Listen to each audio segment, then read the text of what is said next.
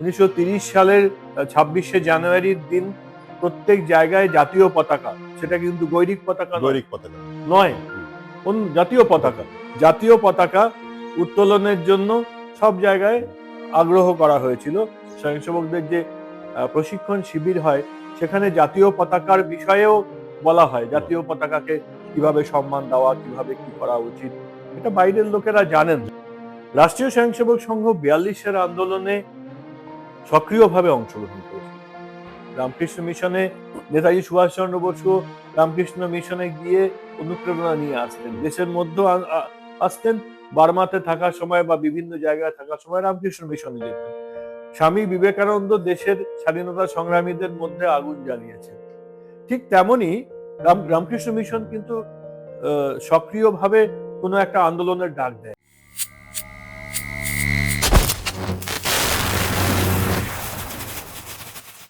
স্বাধীনতা আন্দোলনে আরএসএস কেন নীরব ছিল? স্বাধীনতা আন্দোলনে আরএসএস একেবারেই নীরব ছিল না। স্বাধীনতা আরএসএস এর যিনি প্রতিষ্ঠাতা কেশব বলিরাম হেডগেওয়ার, ডক্টর কেশব বলিরাম হেডগেওয়ার একাধিকবার স্বাধীনতা সংগ্রামে অংশগ্রহণ করার জন্য কারাবরণ করেছেন। অহিংস অসহযোগ আন্দোলন থেকে শুরু করে যখন জঙ্গল সত্যাগ্রহ হয়, যেখানে যেখানে সমুদ্র তীর নেই সেখানে সেখানে লবণ সত্যাগ্রহের বদলে জঙ্গল সত্যাগ্রহ হয়েছিল, তখন রাষ্ট্রীয় স্বয়ংসেবক সংঘ শুরু হয়ে গেছে। তিনি তার নিজের সংঘের দায়িত্ব থেকে বেরিয়ে এসে তিনি জঙ্গল সত্যাগ্রহে অংশগ্রহণ করেছিলেন, দেশের স্বাধীনতা সংগ্রামে অংশগ্রহণ করে তিনি কারাবরণ করেছিলেন। নেতাজি সুভাষচন্দ্র বসু, ত্রৈলোক্যনাথ চক্রবর্তী এবং এরকম অনেক বিপ্লবীর সঙ্গে তার নিত্য সম্পর্ক ছিল। রাষ্ট্রীয় স্বয়ংসেবক সংঘ 42-এর আন্দোলনে সক্রিয়ভাবে অংশগ্রহণ করেছিল। আস্তি চিমোরে মহারাষ্ট্রে, সেখানে রমাকান্ত দেশপান্ডে তার নেতৃত্বে, তিনি সংঘের একটি শাখার মুখ্য শিক্ষক ছিলেন, তার নেতৃত্বে 42-এর আন্দোলনে স্বয়ংসেবকেরা সক্রিয় অংশগ্রহণ করে, পুলিশ গুলি চালায়, স্বয়ংসেবকের মৃত্যু হয় এবং তারপরে তাকে যখন কারান্তলারে নিয়ে যাওয়া হয়, তার জন্য দেশের সবচেয়ে বড় যারা স্বদেশী সেই সময়কার লয়ার, অ্যাডভোকেট, তারা তার জন্য লড়াই করেছিলেন। তাই রাষ্ট্রীয় স্বয়ংসেবক সংঘের স্বয়ংসেবকেরা স্বাধীনতা সংগ্রামে, দেশের স্বাধীনতা আন্দোলনে সক্রিয় ভূমিকা ছিল। সেই সময়কার পুলিশ রেকর্ডও যদি দেখেন তাহলে আমাদের দ্বিতীয় যিনি সরসংঘ চালক গুরুজি গোলওয়ালকর, তিনি কি বক্তব্য রাখছেন সে ব্যাপারে পুলিশ ফাইলস দেখা উচিত। পুলিশের রিপোর্ট হচ্ছে তিনি দেশের স্বাধীনতা সংগ্রামের জন্য সক্রিয় অংশগ্রহণের কথা বলছেন স্বয়ংসেবকদের। তাই এটা সম্পূর্ণ ভ্রান্ত ধারণা যে রাষ্ট্রীয় স্বয়ংসেবক সংঘ স্বাধীনতা আন্দোলনে তাদের কোনো ভূমিকা ছিল না, সক্রিয় ভূমিকা ছিল। কিন্তু রামকৃষ্ণ মিশন বা রাষ্ট্রীয় স্বয়ংসেবক সংঘ, রামকৃষ্ণ মিশন যেমন একটি ধর্মীয় সংগঠন, রাষ্ট্রীয় স্বয়ংসেবক সংঘ সামাজিক সংগঠন, তাদের মূল কাজ ধার্মিক কাজ করা, সামাজিক কাজ করা। তার জন্য তাদের নামে কোনো আন্দোলন ডাক দেওয়া হয়নি। রামকৃষ্ণ মিশনে নেতাজি সুভাষচন্দ্র বসু রামকৃষ্ণ মিশনে গিয়ে অনুপ্রেরণা নিয়ে আসতেন, দেশের মধ্যে আসতেন, বার্মাতে থাকার সময় বা বিভিন্ন জায়গায় থাকার সময় রামকৃষ্ণ মিশনে যেতেন। স্বামী বিবেকানন্দ দেশের স্বাধীনতা সংগ্রামীদের মধ্যে আগুন জ্বালিয়েছেন। ঠিক তেমনি রামকৃষ্ণ মিশন কিন্তু সক্রিয়ভাবে কোনো একটা আন্দোলনের ডাক দেয়নি। রাষ্ট্রীয় স্বয়ংসেবক সংঘের স্বয়ংসেবকেরা স্বাধীনতা আন্দোলনে যোগ দিয়েছিলেন এবং সে ব্যাপারে গুরুজি, ডাক্তারজি তাদের সক্রিয় ভূমিকা ছিল। কিন্তু একটি সংগঠন হিসেবে সেটি যেহেতু সামাজিক সংগঠন, তাই রাজনৈতিক কোনো আন্দোলনের সঙ্গে তারা সরাসরি ডাক দেয়। আর একটি প্রচার, কাকতালীয়ভাবে প্রচার, যে ভারতের পতাকা, এর বিরুদ্ধে গেছিল স্বাধীনতার পর, তিরঙ্গা পতাকার অস্বীকার করে অন্য কিছু। এটা কি কাকতালীয় কথা? কি ছিল এটা? একেবারেই নয়। রাষ্ট্রীয় স্বয়ংসেবক সংঘ স্বাধীনতার আগে, যখন 29 সালে সেই লাহোরের রেবা নদীর তীরে যখন পূর্ণ স্বরাজের দাবি হলো, 1930 সালের 26শে জানুয়ারির দিন প্রত্যেক জায়গায় জাতীয় পতাকা, সেটা কিন্তু গৈরিক পতাকা গৈরিক পতাকা নয়, কোন জাতীয় পতাকা, জাতীয় পতাকা উত্তোলনের জন্য সব জায়গায় আগ্রহ করা হয়েছিল। রাষ্ট্রীয় স্বয়ংসেবক সংঘের তখনকার সরসংঘ চালক ডক্টর কেশব বলিরাম হেডগোয়ার প্রত্যেকটি শাখায় ওই পতাকা তোলার জন্যই বলেছিলেন। তাই 1930 সাল থেকে আমরা যেটা জাতীয় পতাকা হিসেবে ঠিক হয়েছে, সেই জাতীয় পতাকাকে সম্মান দেওয়ার জন্য স্বয়ংসেবকদের মানসিকতা তৈরি আছে। স্বয়ংসেবকদের যে প্রশিক্ষণ শিবির হয়, সেখানে জাতীয় পতাকার বিষয়েও বলা হয়, জাতীয় পতাকাকে কিভাবে সম্মান দেওয়া, কিভাবে কি করা উচিত, এটা বাইরের লোকেরা জানেন। এবং প্রতি বছর 15ই আগস্ট এবং 26শে জানুয়ারি রাষ্ট্রীয় স্বয়ংসেবক সংঘের প্রতিটি কার্যালয়ে জাতীয় পতাকা, ত্রিবর্ণ রঞ্জিত জাতীয় পতাকা উত্তোলন করা হয়। আর একটি প্রচার হয় যে 71 বা বাংলাদেশের যে অভ্যুত্থান হয়েছিল সেই সময় আরএসএস নীরব ছিল। বাংলাদেশ যখন তৈরি হচ্ছিল তখন 71-এ আন্দোলনের সময়, গণ অভ্যুত্থানের সময় আরএসএস নাকি পুরো নীরব ছিল। তো চুরকা মুর্মুর প্রাণ গেল কিভাবে? চক্রামপুরে, উত্তরবঙ্গের চক্রামপুরে চুরকা মুর্মু ওখানকার যে শাখা ছিল, সেই শাখার মুখ্য শিক্ষক ছিলেন চুরকা মুর্মু। একটি সাঁওতাল ছেলে, রাষ্ট্রীয় স্বয়ংসেবক সংঘের ওইখানকার শাখার স্বয়ংসেবক, যিনি ওখানকার লিডার ছিলেন ওই এলাকায় রাষ্ট্রীয় স্বয়ংসেবক সংঘের কাজের। যখন খান সেনারা আসে, তখন চুরকা মুর্মু তারা যাতে বিএসএফ এর যে সংগ্রহ করা গোলা বারুদ না পায়, চুরকা মুর্মু একটা একটা করে টেনে টেনে সব পুকুরে ফেলেছিলেন। তারপরে শেষ পেটিটা ফেলার সময় খান সেনারা তাকে দেখতে পায় এবং চুরকা মুর্মুকে গুলি করে হত্যা করে। আজকেও গিয়ে দেখবেন চক্রামপুর গ্রামে যে চুরকা মুর্মুর ওইখানকার স্থানীয় মানুষদেরকে জিজ্ঞাসা করবেন।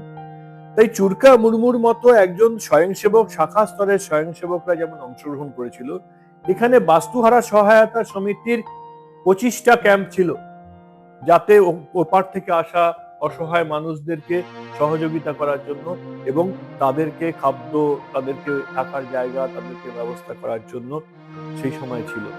এবং সারা দেশের মধ্যে সেই সময় ভারত সরকার যে ভূমিকা নিয়েছিল, সেই ভূমিকাকে তৈরি করার জন্য সারা দেশের মধ্যে যে জনমত তৈরি করা, রাষ্ট্রীয় স্বয়ংসেবক সংঘের অখিল ভারতীয় স্তরের প্রত্যেক কার্যকর্তা সেই সময় প্রত্যেক রাজনৈতিক দলের নেতৃত্বের কাছে গিয়ে বাংলাদেশের পরিস্থিতি বুঝিয়ে এই সরকারকে তার যে ভূমিকা সেটা নেওয়ার জন্য তারা সক্রিয় অংশগ্রহণ করেছিল।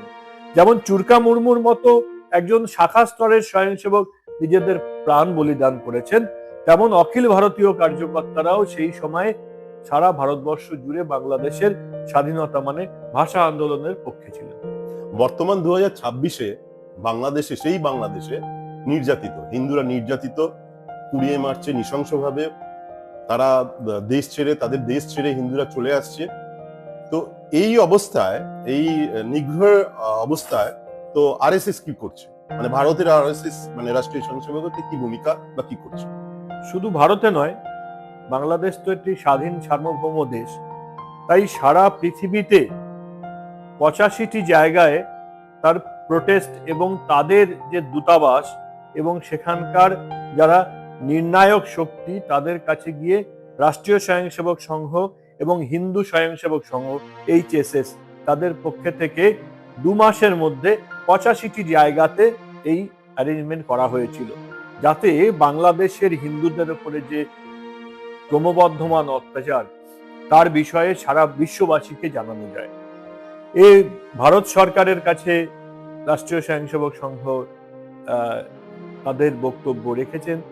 মাননীয় প্রধানমন্ত্রী এবং বিদেশ মন্ত্রী, আগে কখনো এরকম হয়নি, সরাসরি ভারতবর্ষের সরকার হিন্দুদেরকে রক্ষা করার জন্য এবং হিন্দুদের জন্য ভারতবর্ষের ভূমিকা কি হবে সেইটা ভারত সরকারের পক্ষ থেকে মাননীয় প্রধানমন্ত্রী, মাননীয় বিদেশ মন্ত্রী বলেছেন। এবং প্রতিদিন ডে টু ডে বেসিসে ওখানের তত্ত্বাবধায়ক সরকার এবং হিন্দুদের পরিস্থিতি দেখার জন্য সেই ব্যবস্থা তারা করেছেন। রাষ্ট্রীয় স্বয়ংসেবক সংঘ মনে করে যে ভারতবর্ষের যে অখণ্ড ভারত যা ছিল, আজকে যে ইন্ডিয়ান সাবকন্টিনেন্ট, যে এই উপমহাদেশ, তার মধ্যে হিন্দুরা যেখানে যেখানে আছেন তাদের বহু পুরুষের সেটা জন্মভূমি, তাই সেখানে তাদের সম্পূর্ণ পূর্ণ অধিকার আছে। বিশেষ করে দেশ স্বাধীন হওয়ার পরে নেহেরু লিয়াকত চুক্তি যখন হয় 48 সালে, তারপরে 51 সালের যে আদমশুমারি, তাতে বাংলাদেশের 24% হিন্দু ছিল। তাই অনবরত এই অত্যাচারের জন্য আজকে বাংলাদেশে হিন্দুদের চলে আসতে হচ্ছে। যদি একটি সংগঠন প্রতিনিয়ত এর বিরুদ্ধে প্রতিবাদ করে থাকে, সেটি রাষ্ট্রীয় স্বয়ংসেবক সংঘ। রাষ্ট্রীয় স্বয়ংসেবক সংঘ 100 বছর হয়ে গেছে, 100 ইয়ার্স হয়ে গেছে। পৃথিবীর সবচেয়ে বড় একটি সংগঠন, যাদের সদস্য সংখ্যা সবচেয়ে বেশি। তো 2026-এ দাঁড়িয়ে হিন্দু রাষ্ট্র বলছে যে হিন্দু রাষ্ট্র হবে আমাদের ভারত। এটা হলে কি হবে, মানে হিন্দু রাষ্ট্র হলে কি হতে পারে, কেন দরকার হবে? মানে কি, কে বলছে হবে? ভারতবর্ষ হিন্দু রাষ্ট্র। হিন্দুস্তান মানেটা কি? হিন্দুস্তানের সংস্কৃত করলে তো হিন্দু রাষ্ট্রই হয়। তাতে নতুন করে এটা আসলে একটা কালচারাল মার্কসিজমের তৈরি করা ন্যারেটিভ, লোককে ভয় দেখানোর জন্য। রাষ্ট্রীয় স্বয়ংসেবক সংঘ একটা থিওক্রেটিক স্টেট তৈরি করতে চায় না। ভারতবর্ষ হিন্দু রাষ্ট্র। ভারতবর্ষ যখন হিন্দু রাষ্ট্র ছিল তখন চেরামনে মসজিদ তৈরি হয়েছে, আরবরা তখনও ভারত আক্রমণ করেনি। ভারতবর্ষ হিন্দু রাষ্ট্র। হিন্দু রাষ্ট্রের মধ্যে যে কোনো উপাসনা পদ্ধতির সমানভাবে পূজা করার এবং উপাসনা করার অধিকার আছে। চেরামনের মসজিদ যখন রাজা তৈরি করেছিলেন, সেই সময় এখানে কোনো আরব আক্রমণকারী আসেনি। যখন ব্রিটিশ শাসন শুরু হয়নি, তখন যশোরের রাজা প্রতাপাদিত্য সেখানে জেসুইটসদের চার্জ করতে দিয়েছিলেন। এটা হিন্দু রাষ্ট্র। যতদিন পর্যন্ত অটল বিহারী বাজপেয়ীজি একবার বলেছিলেন যে এই ভারতবর্ষ সেকুলার, সেইটা কাউকে জোর করে করতে হবে না, সেইটা কোনো রাজনৈতিক দলের জন্য হবে না, বা এই রাজনৈতিক দল আছে ওই রাজনৈতিক দল আসবে তার জন্য হবে না। ভারতবর্ষে যতক্ষণ 85% মানুষ হিন্দু, ততক্ষণ এই রাষ্ট্রটা সেকুলার। ভারতবর্ষ হিন্দু রাষ্ট্র। রাষ্ট্রীয় স্বয়ংসেবক সংঘের প্রতিষ্ঠাতা ডক্টর কেশব বলিরাম হেডগেওয়ার বলতেন, যতক্ষণ পর্যন্ত একজন হিন্দুও ভারতবর্ষে আছে এবং সে নিজেকে হিন্দু বলছে, ততক্ষণ পর্যন্ত ভারতবর্ষ হিন্দু রাষ্ট্র, হিন্দুস্তান। তো এটার মধ্যে কোনো সন্দেহ নেই। যারা এইরকম অপবাদ করে, একটা মিথ্যা প্রচার করে গুজব ছড়ানোর চেষ্টা করছে যে হিন্দু রাষ্ট্র মানে একটা থিওক্রেটিক রাষ্ট্র তৈরি হবে, এটা নতুন করে তৈরি করার কিছু নেই। সমৃদ্ধ এবং স্বয়ংসম্পূর্ণ বিশ্বগুরু একটি রাষ্ট্র ভারতবর্ষ তৈরি হবে, যেটা স্বামী বিবেকানন্দের স্বপ্ন ছিল, সেটাই রাষ্ট্রীয় স্বয়ংসেবক সংঘ মনে করে। এটা একটা মৌলবাদী রাষ্ট্র তৈরি করার কোনো পরিকল্পনা রাষ্ট্রীয় স্বয়ংসেবক সংঘ। আরএসএস বা রাষ্ট্রীয় স্বয়ংসেবক সংঘ এটা কি, মানে সাধারণ মানুষ হিসেবে আমার প্রশ্ন, এটা কি নীতি বা কি করেন এরা? রাষ্ট্রীয় স্বয়ংসেবক সংঘ হচ্ছে হিন্দু সামাজিক সংগঠন, হিন্দু সামাজিক পারিবারিক সংগঠন, হিন্দু ফ্যামিলি অর্গানাইজেশন। হিন্দুদের ভারতবর্ষের ধরুন উপাসনা পদ্ধতির ভিন্নতা থাকতেই পারে, কিন্তু আমরা সকলে হিন্দু। এটা রবীন্দ্রনাথ তার আত্মপরিচয়ে বলেছিলেন যে এটা নিয়ে যদি তর্ক করতে হয় তাহলে হয় অতীতে ফিরে যেতে হবে বা আমাদের পূর্বপুরুষদের কাছে ফিরে যেতে হবে। সেটা যখন সম্ভব নয়, তখন আমাকে স্বীকার করেই নিতে হবে যে আমরা হিন্দু। সেই হিন্দুটা একটা কালচারাল আইডেন্টিটি, ভারতবর্ষের মানুষের সাংস্কৃতিক উত্তরাধিকার, যেটা অন্য ধর্মের, অন্য জায়গার এবং যে কোনো উপাসনা পদ্ধতিকে তাকে স্বীকার করার মতো উদারতা দেখায়। আমরা স্বামী বিবেকানন্দ বলতেন যে আমরা কেবলমাত্র সহ্য করি না, আমরা বহন করে নিয়ে যাই। তাই আমাদের এখানে ইসলামের এখান থেকে তাদের কিছু পরিবর্তন হয়ে সুফি মতবাদ হয়েছে, তারপরে সুফি মতবাদ আবার বাইরে গেছে, এরকম একাধিক ধারায়। বাংলাতে 1905 সাল নাগাদ আউল বাউল দরবেশ ফকির মারফতি এইরকম প্রচুর বিভিন্ন রকম উপাসনা এবং সাধন পদ্ধতি ছিল। তারা মুসলমান ধর্মই কিছু কিছু জিনিস মানতেন। তাই আমরা কেবলমাত্র শুধু সহ্য করি না, আমাদের যে সাংস্কৃতিক উত্তরাধিকার তা এক একটা সংস্কৃতিকে আমাদের এখানে পালন করার জন্য উৎসাহ দেয়। 100 বছর এই পূর্তি, এতে আপনাদের কি পরিকল্পনা, কি কি করবেন আপনারা, কি পরিকল্পনা রয়েছে? সমাজের কাছে 5টি বিষয় নিয়ে যাওয়ার জন্য আমরা ঠিক করেছি। একটা হচ্ছে স্বদেশ, স্বভূমি, আমি কে, আমার আইডেন্টিটি কি, সেইটার ব্যাপারে সমাজের মানুষের মধ্যে ভাবনা তৈরি করা, যেটা স্বদেশী আন্দোলনের সময় পশ্চিমবঙ্গ থেকে এই বাংলা থেকেই শুরু হয়েছিল। তাই সেই ভাবনাটা, স্বয়ের ভাবনা আমরা সকলের মধ্যে প্রচার করার কথা ভেবেছি। দ্বিতীয় যে বিষয়টা সেটা হচ্ছে পরিবার প্রবোধন। আমরা এত আক্রমণের পরে, এত কিছুর পরেও ভারতবর্ষ এখনো পর্যন্ত নিজের সংস্কৃতি নিয়ে টিকে আছে, তার মধ্যে পরিবারের একটা বড় ভূমিকা আছে। এবং শুধু তাই নয়, আর্থিক মন্দাগুলোর সময়ও ভারতবর্ষ সেভাবে ক্ষতিগ্রস্ত হচ্ছে না কোনো মতে। আমাদের যে ইকোনমিক টেম্পারেচার, তার মধ্যেও ভারতবর্ষ টিকে থাকতে পারছে, তার কারণ আমাদের পরিবার। তাই পরিবারের ওপরে অনেকগুলো আক্রমণ আসছে, যেমন জেহাদি মৌলবাদের আক্রমণ আসছে, কায়েমি স্বার্থের রাজনৈতিক শক্তির আক্রমণ আসছে, তেমন বাজার অর্থনীতির আক্রমণ আসছে, কনজিউমারিজম, গ্লোবাল মার্কেট ফোর্সের আক্রমণ আসছে, তেমন কালচারাল মার্কসিজমের আক্রমণ আসছে। আপনার বাড়িতে আপনার মেয়েটি হঠাৎ বললো যে আমি মেয়ে নই। আমরা যে হোমোসেপিয়েন্স, সেটা তো 10 বছর, 15 বছর, 20 বছরের কালচারাল মার্কসিজমের মার্কেটিং এ চেঞ্জ হয়ে যায়নি। তাই আমাদের যে ওরিয়েন্টেশন, সেটাও এভাবে চেঞ্জ হওয়ার নয়। তাই প্রত্যেকটা জিনিসের মধ্যে আমাদের পরিবারের একটা গুরুত্বপূর্ণ ভূমিকা আছে। আমি আমার ছেলেটার সঙ্গে, আমার মেয়েটির সঙ্গে সারাদিনে একবারও খাই কি একসঙ্গে বসে? তার সঙ্গে তার কি সমস্যা, সে কি শুনে আসছে এই কালচারাল মার্কসিজমের যে জালে, যে কালচারাল মার্কসিজমের মার্কেটিং সিস্টেমে, সেটা ব্যাপারে আমার মত কি, ওর ঠাকুমা ঠাকুরদার কি মত, তারা এই দিদা বা দিদিমা তারা কিভাবে এটাকে মোকাবেলা করেছেন, সেইটা আমাদের পরিবার ব্যবস্থার মধ্যেই অনেকটা সমাধান আছে। তাই পরিবার প্রবোধন, পরিবারের মানুষকে এক হয়ে থাকা, পরিবারগুলোকে আবার পুনরুজ্জীবিত করা, এটা দ্বিতীয়। তাহলে প্রথম হচ্ছে দ্বিতীয় হচ্ছে পরিবার প্রবোধন, তৃতীয় যেটা সেটা হচ্ছে সামাজিক সমরসতা।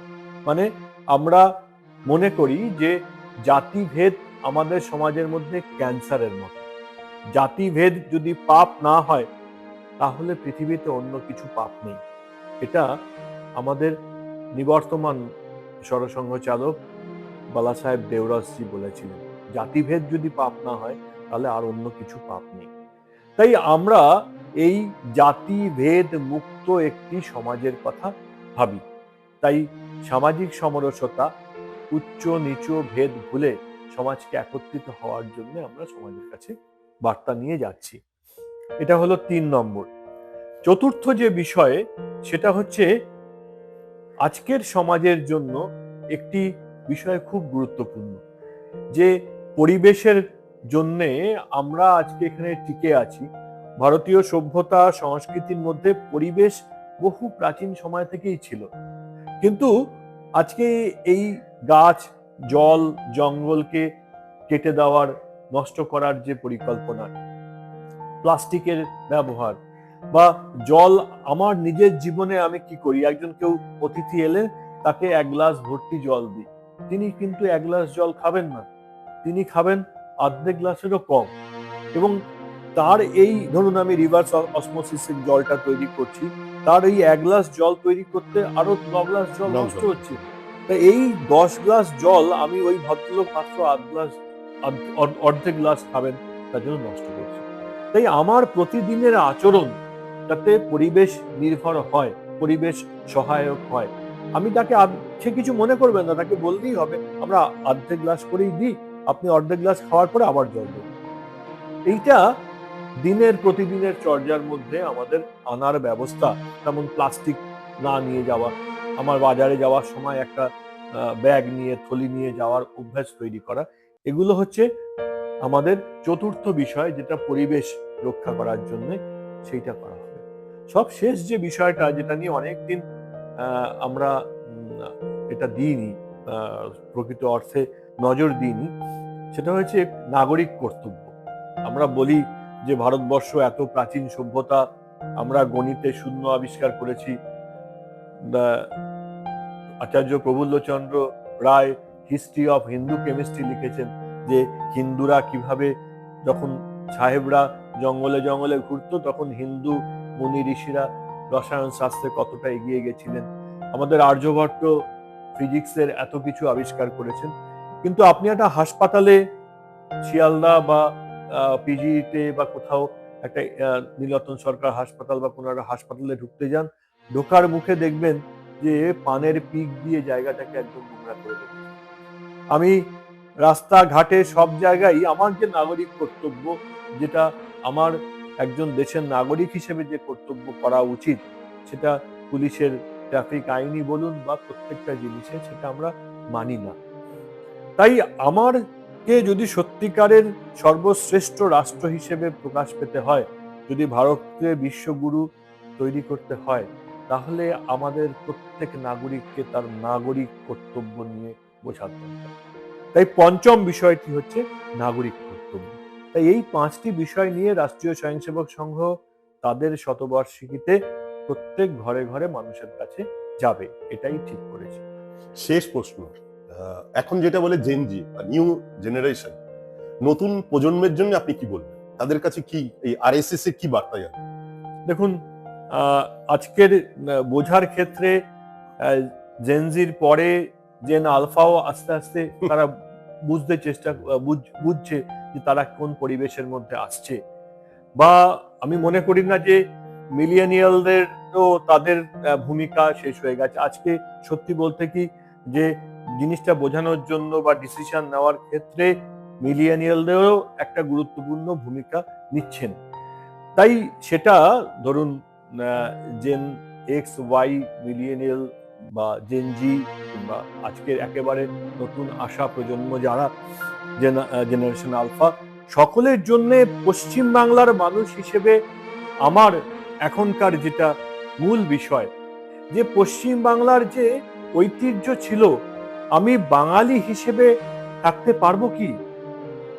বাংলাদেশ আমাকে চোখের সামনে দেখিয়ে দিচ্ছে যে হিন্দুকে যদি নিশ্চিহ্ন করে দেওয়া হয়, হিন্দুত্বকে যদি মুছে ফেলা হয়, তাহলে বাঙালির অস্তিত্বও থাকে না। সেখানে রবীন্দ্রনাথ তো থাকেন না, সেখানে ভাষা আন্দোলনও থাকে, তার ভাষা আন্দোলনেরও যে লিগ্যাসি, সেটাও থাকে না। তাই আমি এখানে টিকে থাকতে পারবো কিনা, আমি এখানে আমার নিজের ঐতিহ্য সংস্কৃতিকে নিয়ে বাঁচতে পারবো কিনা, সেটা একটা গুরুত্বপূর্ণ বিষয়। আরেকটা বিষয়ে অনেকটা যুক্তিবোধের বৈজ্ঞানিক ইয়েতে আমাদের বাংলাদেশ থেকে অনেককে তাড়িয়ে দেওয়া হচ্ছে। ধরুন 51 সালে যে জনসংখ্যা ছিল 24%, আজকে 7-8% হয়ে গেছে। এই মানুষগুলো তো কোনো একটা কৃষিক্ষেত্রে কাজ করতেন, তাদের শহরে কোথাও বাড়ি ছিল বা তাদের জমি ছিল, সেই জমির যে পরিমাণ, সেই জমির পরিমাণটা আমাদের মানুষদেরকে তাড়িয়ে দিয়ে ভারতবর্ষে আশ্রয় নিতে হলো, তো সেই জমিটা গেল কোথায়? তাই আজকে এটাও একটা সঙ্গত দাবি যে বাংলাদেশের যদি তারা মনে করেন যে ওখানে হিন্দুদের স্থান নেই, তাহলে নেহেরু লিয়াকত চুক্তির পরের থেকে আজ পর্যন্ত বাংলাদেশ থেকে যারা অসহায়ভাবে এখানে এসেছেন, তারা যে জমি ওখানে ফেলে এসেছেন, তাদের তো জীবন নির্বাহ করার জন্য তাদের জমি চাই, তাদের জীবিকা আনতে হবে। আমি মনে করি নতুন প্রজন্মকে বিজ্ঞান ভিত্তিক ভাবে, যুক্তিবোধ দিয়ে এইসব প্রশ্নগুলোর উত্তর খোঁজার প্রয়োজন, এবং এগুলোর মধ্যে মানবিকতা আছে, এর মধ্যে কোনো সাম্প্রদায়িকতা নেই। এতক্ষণ আমরা শুনছিলাম ট্রাভো পডকাস্টের জীবনের গল্প, যা আপনাদের ভাবাবে। এখানে ছিলেন আমাদের সেই বিখ্যাত এবং পরিচিত মুখ ডক্টর জিষ্ণু বসু মহাশয়, যিনি আরএসএস বা রাষ্ট্রীয় স্বয়ংসেবক সংঘের প্রচারক। 3টে রাজ্যে উনি প্রচার ভূমিকায় রয়েছেন। তার অমূল্য সময়, ব্যস্ত সময় বের করে আমাদের ট্রাভো পডকাস্টে এসছে, এই জন্য অসংখ্য ধন্যবাদ আপনাকে। নমস্কার। পরের এপিসোডে আপনি লক্ষ্য রাখুন ওনার মুখ থেকে আরো কিছু নতুন কথা শোনার জন্য, যেগুলো ভুল বার্তা যাচ্ছিল, যে সম্বন্ধে আমাদের অনেকেই জানি না আসলে কি ঘটনাগুলো। আজকে যেমন 3টে প্রশ্ন আমি ওনাকে রেখেছিলাম, তার উত্তর দিল। পরের এপিসোডে আরো থাকবে। আপনাদের মধ্যেও যদি কোনো প্রশ্ন থাকে কমেন্ট বক্সে জানান, আর কেমন লাগলো এই অনুষ্ঠানটা সেটাও লিখে পাঠাবেন। ট্রাভো পডকাস্ট, জীবনের গল্প যা আপনাকে ভাবাবে।